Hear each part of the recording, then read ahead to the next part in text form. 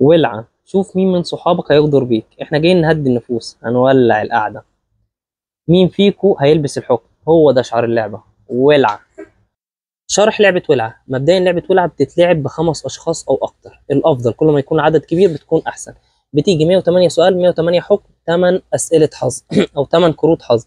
إيه فايدة كروت الحظ؟ هنعرف دلوقتي. مبدئيا أول حاجة، أصغر حد في الشلة هو بيسحب أول ورق. أوكي. وفي فرق هنا، دي الأسئلة السهلة اللي هي بتيجي ولعة واحدة، واللي بتيجي ولعتين بتكون أسئلة صعبة. أصغر حد في الشلة، مثلا إحنا دلوقتي 5 أشخاص هنلعب، أنا أصغر حد في الشلة هبدأ أسحب. سحبت كارت بيقول لك مين فيكم اكتر حد بيتكسف. الخمسه هيبداوا يرشحوا حد. اوكي، رشحنا الشخص ده مثلا، فالشخص ده المفروض ينفذ الحكم اللي هو ايه، هنقرا الحكم ده وهيبدا ينفذه. اوكي. لو ما نفذش الحكم هياخد الكارت هيلبسه كده. لو نفذ الحكم بنقوم شايلين الكارت، ما يبقاش عليه حاجه.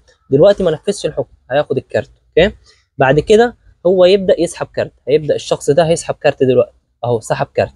كارت الحظ بيقول لك خد من اي حد ولعه واديها لحد تاني. يعني انا مثلا ده كان عنده ولعه، انا ممكن اخدها واحطها للشخص التاني. الموضوع مقروء وبسيط يعني.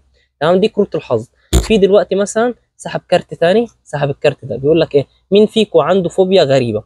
الخمس اشخاص هيرشحوا شخص واحد بس، ما لهمش يختاروا الشخص ده تاني اللي هو سحب الكارت. فاهمين الفكره؟ مثلا قالوا الشخص ده، الشخص ده هيلبس الكارت.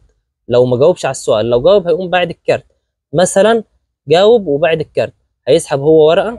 مالهمش برضه يختاروا الشخص ده، بس هو ليه صوت معاهم.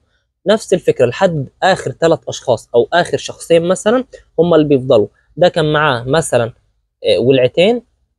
اوكي، وده ولعه، يبقى ده اللي هيكسب. اقل واحد فيهم معاه كارت ولعه هو اللي بيكسب. ودايما كل ما حد يجمع 3 كروت ولعه بيطلع بره. يعني ده هيتنحى له 3 كروت، 3 كروت ولعه هيطلع بره. اقل واحد بيكون معاه ولعه هو اللي بيكسب. مبدئيا لعبه حماسيه جدا جدا، والاسئله بتاعتها ممتعه ممتعه فوق ما تتخيل. لعبه ولعه دي لعبه طالعه ترند. يعني مثلا هنا بيقول لك ايه، مين فيكم ممكن يحب يقضي باقي حياته في جزيره لوحده؟ الناس كلها ترشح حد.